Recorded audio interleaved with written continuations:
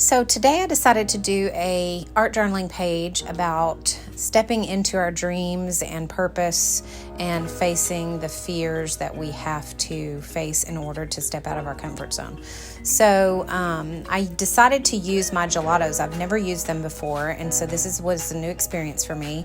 I put them on the page. I did gesso my page, and then I wanted some texture, so I put the Gelatos on and I started rubbing them in. But what I realized is when I added water, it kind of was wanting to like muck it all up and make it kind of brownish and gooey. So I went ahead and wiped it all with the baby wipe, so it made it very, very subtle. And then I went ahead and added the colors back in. And this time I just put a little bit of dampness on my fingers with a baby wipe as I was rubbing with my fingers, and that smeared it just enough to where it blended really well, but it didn't muck it all up and make it brown and icky. So that worked really well. So I would suggest that if you're using your Gelatos, either dry your layers in between or make sure that you just use a little bit of dampness. Don't spray it with a spray bottle like I did and mess it all up. They are very forgiving. I did notice that because you can pick them up really easily by just wiping them with a baby wipe. So then I brought out my paste, my modeling paste, and I went ahead and used this arrow stencil to put some paste on the page. I wanted some texture, and I wanted the arrows to kind of point to the focal point of where the page is going to be. So I did that and then rubbed on some darker purple paint with my roller. And then I wanted my arrows to be black, so I used my my watercolor pencils, and they were Inktense pencils, and I did the black on them in order to get them to turn black. So I just used a baby wipe to smear that.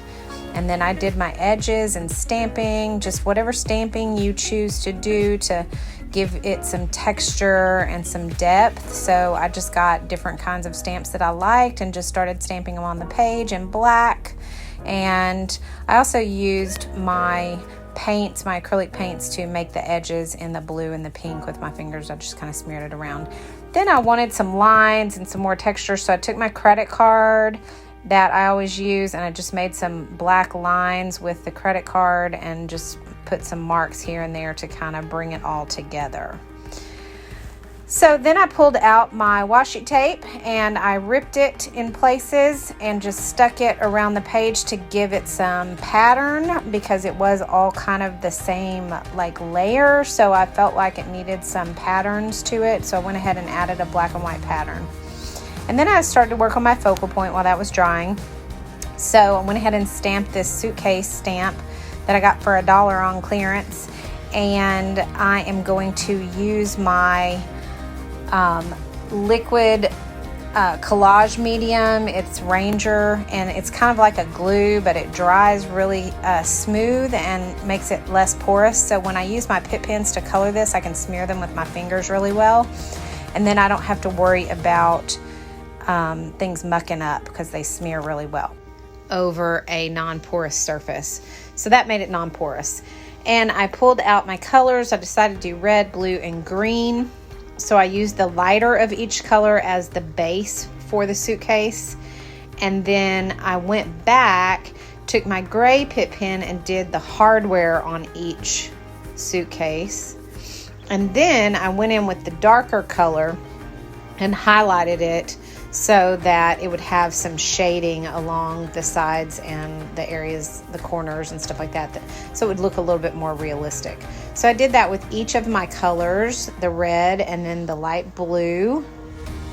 And then I again used my gray Pitt pen to do the hardware. And then I went back with the darker blue and gave it some highlights and some features so that it looked more realistic. And then again, I did the same thing with the green.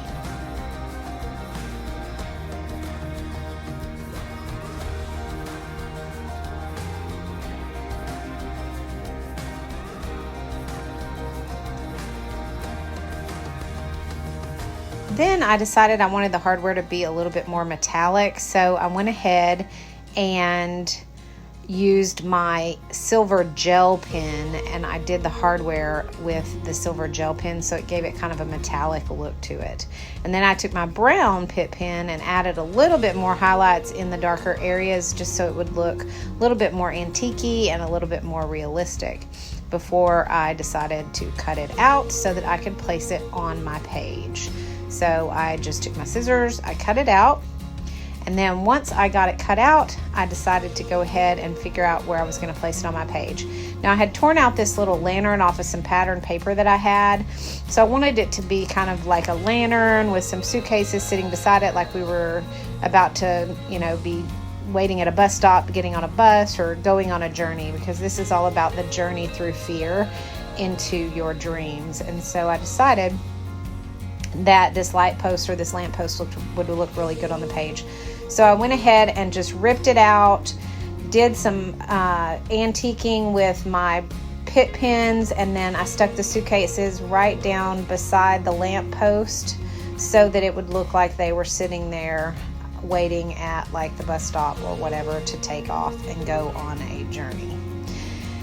And then I decided, because I had ripped that page and put that on there, that I really needed to bring that same pattern into the other page. So I went ahead and just tore some pieces of that same page off and just glued them down to the page, just to kind of give it a little bit more depth and texture, and to kind of bring both of the pages together before I put my quote on there. So then I went ahead and antiqued them up a little bit with my Pitt pens, of course, so that they would blend a little bit better. And then I printed my quote that is going to go on the page. And it says, "Pack your bags. The journey through fear leads you to your purpose." I wanted to remind myself that just because you are afraid doesn't mean that you shouldn't do it, because usually when you're afraid, it's exactly what you should do. You should be stepping into your purpose. So nothing good ever happens in your comfort zone. And so I wanted to remind myself to step out of my comfort zone and face my fears.